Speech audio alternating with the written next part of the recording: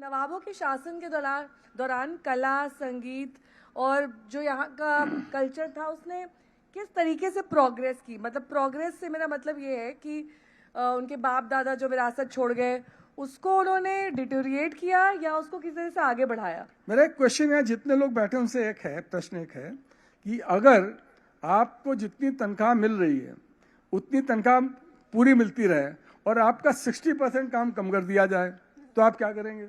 आप सब लोग आर्ट एंड कल्चर के अंदर वक्त अपना बिताएंगे, कोई पैसा भी आपके पास होगा, वक्त भी होगा। ठीक यही बात अवध के नवाबों के साथ हुई।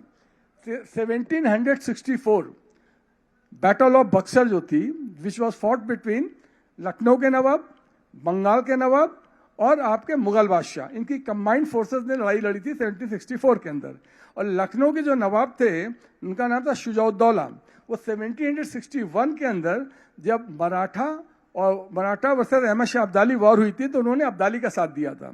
सफदर उनके फादर ने दिया था, अब्दाली को हराया था, बेटे ने साथ दिया था। तो उस लड़ाई में अब्दाली जीत गया था, चूंकि पानीपत के थर्ड बैटल ऑफ पानीपत 1761 के अंदर।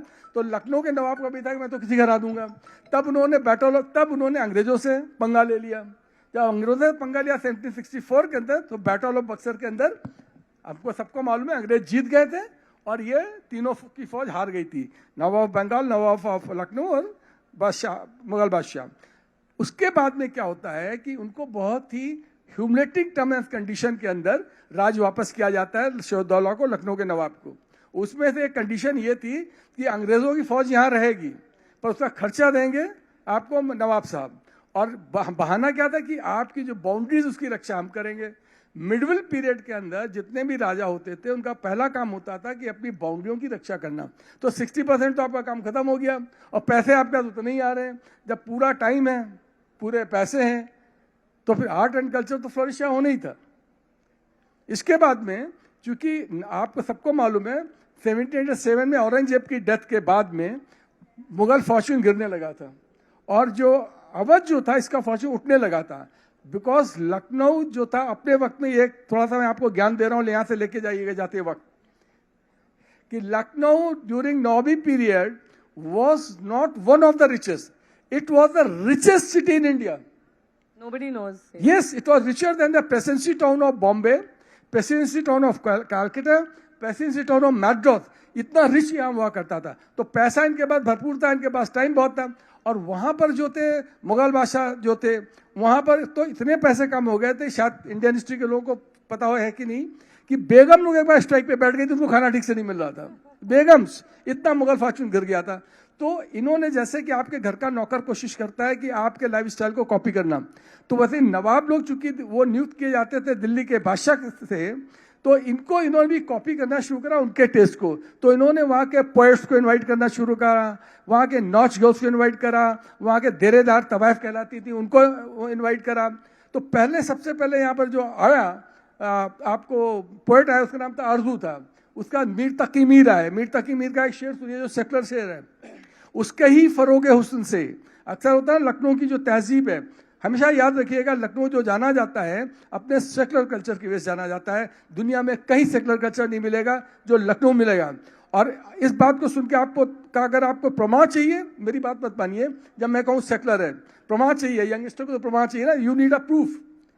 During at the time of partition, way back in 1947, when entire Indian subcontinent was burning in communal clashes, my dear friend, Lucknow was the only place with major, population of Muslim. Not a single clash has taken place. Not a single. एक लड़ाई छोटी सी भी यहाँ पर नहीं हुई थी। ये कितनी बड़ी बात है, जबकि नौवीं पीरियड खत्म हुए 90 साल से ज्यादा हो चुका था। That means that culture is still lingering here. I was talking to the Neha when we were in the wings. I told her, she said, that the culture is diluted everywhere in Lucknow also.